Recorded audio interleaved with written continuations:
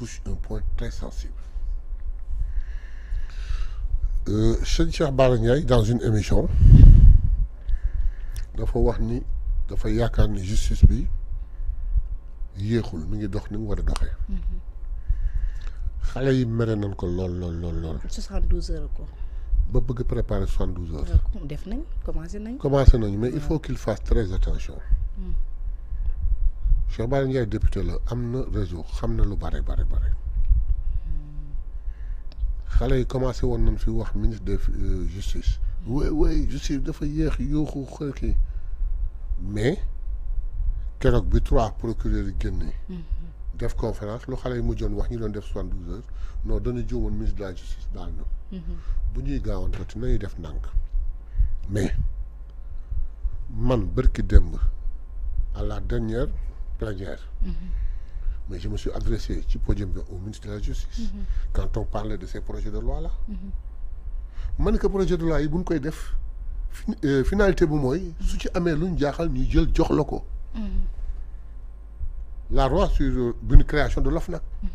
mais buñ la ko joxee il faut justice baral tànkam gis nga justice baral tànkam xale yi doon jooy bërki dem ak di marche.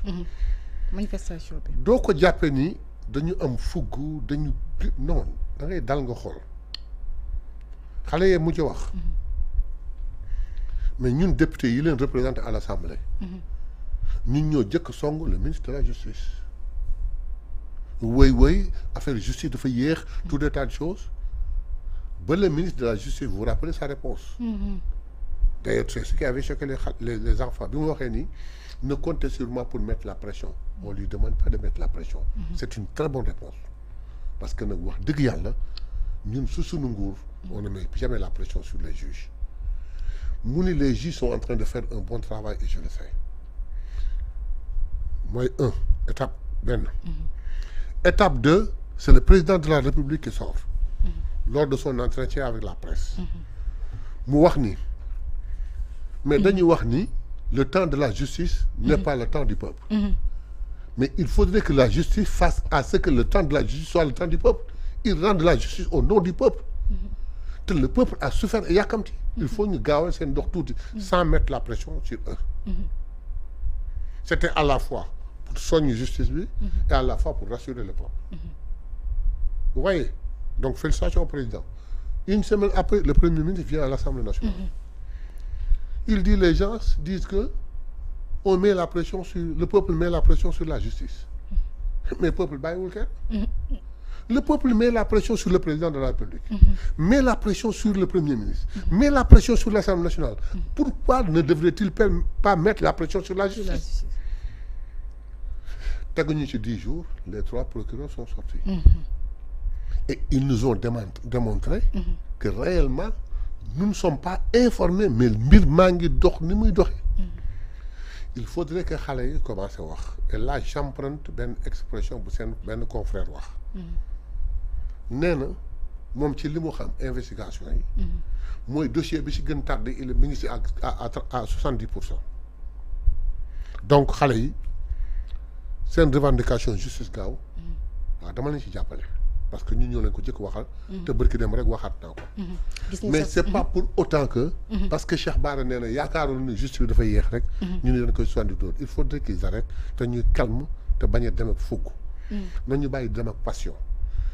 mais que xale yi xam ni. loolu ñu wax ñun député yi dañ leen di soutenir à tout point de vue. bu doon suma sagoo que la cadence soit plus mu dem wala boog ñu communiquer ñu xam ne ñu ngi def. mais dama ciy dolli benn affaire bu ndaw rek. dafa am dossier yoo xam ni neex na enquêter di communiquer. mais am na dossier yoo xam ni au cours de l'enquête on ne communique pas. c'est trop sensible. Il y a certains dossiers qui sont trop sensibles enquête baa ngi dox ci suuf mais kenn mënu ci communiquer. gis nañ sax si marche ba ñu doon def honorable député Guy Marius Sagna mi ngi koy wax pas de justice pas de paix di rappeler loolu ki nga xam ne moo di ministre Ousmane Diagne mais quand même si ay kàddu ba tey honorable député gi mi ngi wax ni am na yi nga xam ni quand même jarul wëri ay preuves parce que c'est visible. ah am na yu visible mais am na yu visible et puis même s'il y a des preuves des vidéos et des audios mais ça c'est une instruction. Il faut mener une enquête. ci parole Guy dama ci jële loo xam ne c'est très très important. Il a raison et là je lui donne raison à 1000%. Parlant de la justice et je le soutiens à 1000% en même temps que les gosses quand il dit bi ñu bëggee renvoyer élection on a dit élection par force xeex ba élection am ci biir xeex boobu nag am suñuy morom yu dee suñuy rakk yu dee te mag yi daan ànd ci kii bi ba ci ñun mag ñi sax ca Mbàkke ñu gazé nu ci waa tey on va dire justice par force il a raison justice par force mais nag de ci sa émission bi laay profité ñaan xale yi ñu am tuuti patience ils ont raison xam ni ñi leen jiite te àndoon ak ñoom ci xeex te yàlla nattu leen tey ñu jiite réew mi fàtte wuñu martyr te duñ leen fàtte ilaa yow mi diin mais dañu digaloon ni rek duñu ingérer seen affaire ci justice daañu bàyyi justice bu indépendante mais may ñaan justice par ce fait où l'exécutif bëggul ingérer wu dans votre affaire bàyyi leen ak seen indépendance par le fait que les gosses yi nga xam ni seen i morom yi dee nañu ñi làgg nañu réclament justice il faudrait qu'il conjugue le verbe accélérer ñu emprunter Mimi benn expression il faut qu'ils accélèrent la cadence mais lii may wax ça n'engage que moi lii may wax nii mooy boo ñu dagg ko sax parce que suba ñu dagg léegi yëpp génn ça n'engage que moi si jusqu'en 2029 waxuñu ci problème bu martyr yi dara même bu kilo suukar di jar dërëm saaku ceeb di jar 25 francs on a échoué notre premier mandat dans ce mandat malgré le redressement malgré la réduction du coût de la vie il faudrait que mu am une justice pour nos martyrs. Gardez le secret des instructions. Il vous sera difficile de communiquer, certes, mais dans un délai très court, montrez-nous un chemin par lequel vous êtes ñun ñu comprendre ni yéen ci sunu yoon. mais est-ce que honorable jeunes yi lu tax des fois ñu jëkk ci ñu génnaat pour wane fàttaliwaat justice bi quand même am na lu ñuy xaar. day fekk ni dafa fekk ni des fois ñu gis kenn si ñoom aussi wàññeekuwaat parce que Pape Mamadou Seck quand même wàññeeku fi na fi yàggul. waaw xam nga wàññeeku Pape Mamadou Seck. Pape Mamadou Seck il était malade. oui wàññeeku Pape Mamadou Seck am na sax ñu si profité. di wax lu ne mais gis nga ciy jëlee ñaari wax ci waxam. benn wax bi mooy bi mu xawaatee feebar jamono yi nit nee na ko Pape Mamadou est-ce que kii mun ko non ne fait pas ça. am na ñu may jàppale te boo ko waxee rek suñuy noonu utiliser ko. tout à fait mais président Ousmane Sonko bi mu demee jàll ko lu famille wax. masuloo ko seetaan taxaw nga ko fànn gu ne. te nag am na loo xam daf ko médecine def ko du fii lañu toog di ko étaler. lu ci suñu kàttan def nañ ko léegi nag xale yi il faut nga comprendre benn mbir.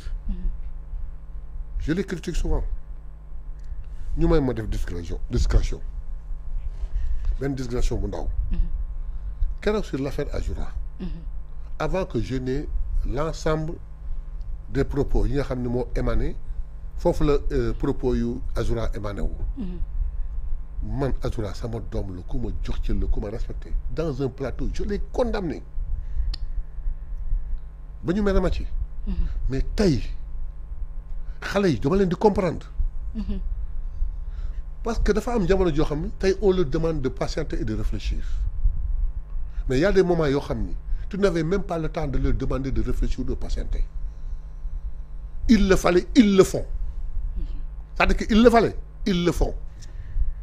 Ousmane Sonko li rek xale yi jóg kenn du joxe instruction même ñun il nous était difficile de comprendre lii nu mu demee. mais foogu boobu moo nekk ci xale yi ba tey c'est des enfants. ensuite koo daan fanaanool koo daan àndal koo daan toog.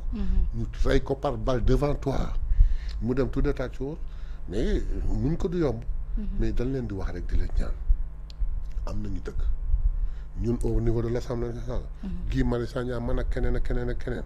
incha allah dinañ ko wax bis bu ministre de la justice loi des finances initiale wallahi dina tawti dinañ ci wax suñu kéemtalaay kattan. mais nag nanu dal. mais par contre nag nañu arrêté seen 72 heures boobu. bu ñuy defaral. bi ñuy def Cheikh Bara Ndiaye nañu fàttali ko mbir ñoo Cheikh Bara Ndiaye ñoo far. nañu fàttali tuuti gis nañ bay naa gee génn sax benn poste si Cheikh Bara Ndiaye di fàttali. du baax yi nga xam ne. waay Cheikh Bara Ndiaye qu'est-ce qu'il n'a pas fait pour ce projet. te ba léegi bàyyiwul. waaw wax nag bu fekkee nag bu ñu demee ba suñu àndee suñu biir. su ma waxee loo xam ne mooy sama point de vue. àndul ak seen bos ngeen 72 heures ma 72 heures dootul amati valeur. bu fekkee ñun suñu biir. yéen gone yi bu fekkee wax naa benn wax boo xam ne àndul ak seen bëgg-bëgg rek. ngeen ni 72 tonton Mayabé. mais 72 heures dootul am valeur.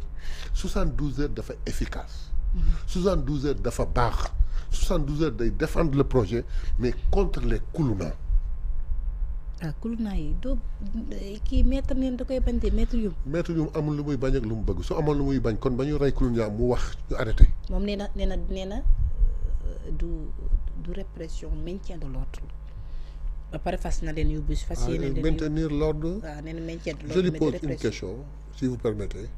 maintenir de l'ordre c'est prendre un enfant def ko un bouclier les policiers. maintenir l'ordre c'est de voir un policier toog ci aw oto armé dóor bal xaleel tël mu tëj comme un oiseau. c'est ça maintenir l'ordre. mu daanu maintenir loolu mooy fekk mooy dàq ay xaleel ñu dem la tournée du président dàq leen xale yi dugg ci kër nga jël ay machines c'est ça maintenir de l'ordre. je me raconte des histoires qu'ils se taisent à défaut de soulager les Sénégalais da ngay noppi parce que yeneen looy wax da ngay xolli góom. te maître yum quand même moo fi nekkoon. ministre des forces armées. forces armées oui. xam naa baax a baax. donc nag à défaut d'arrêter tout ça ba pototof yi am qu'il se taise mais wax bi dafay gën a xolli góom bi xale yi gën a mer. voilà.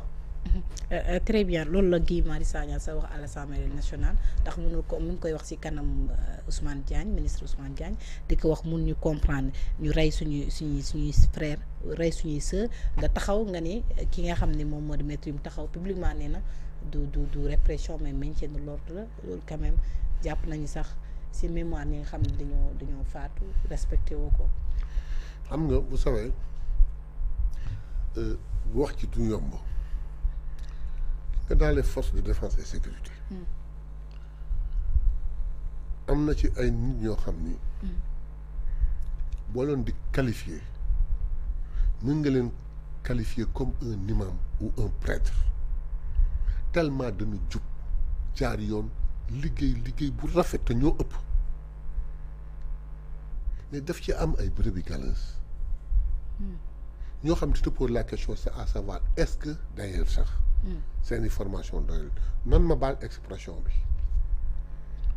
man Mayabé j'ai fait 39 ans de fiscalité xeer bu ne sànni nan ma ko au domaine impôt et domaine c'est les plus corrompus comme je dis Ousmane Sonko ça me dérange pas donc su may wax ci ñoom it il faut xam dina mën a wax ci ñoom ñu ngi wax ak presse bi ñu ngi wax ak ñëpp mais imaginez